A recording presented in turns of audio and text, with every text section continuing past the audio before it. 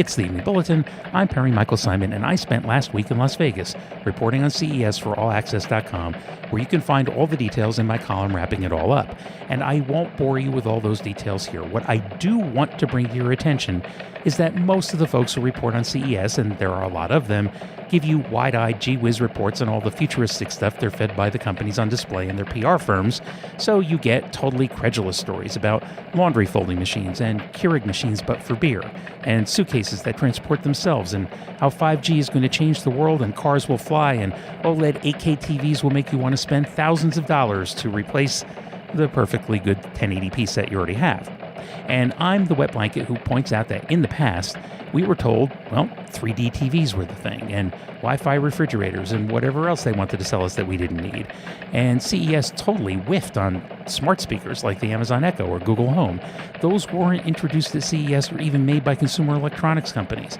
So by the time those things were in everybody's home, the industry was playing catch-up and trying to put the voice assistants into everything. Like this year, and I have to whisper this part because there's an Amazon Echo Dot in this room, an Alexa-controlled toilet.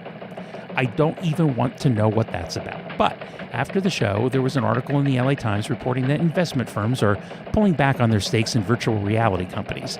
And this goes to what I've been saying about a lot of the electronics industry, and it goes for radio and TV and movies and other businesses.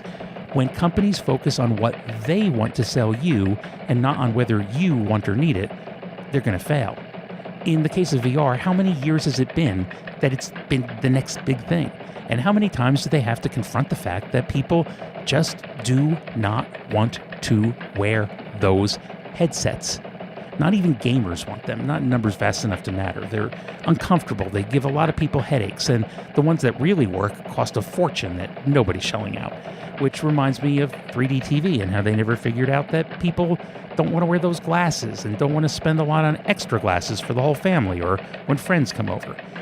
They came up with the technology before they bothered with making it convenient, comfortable, or affordable.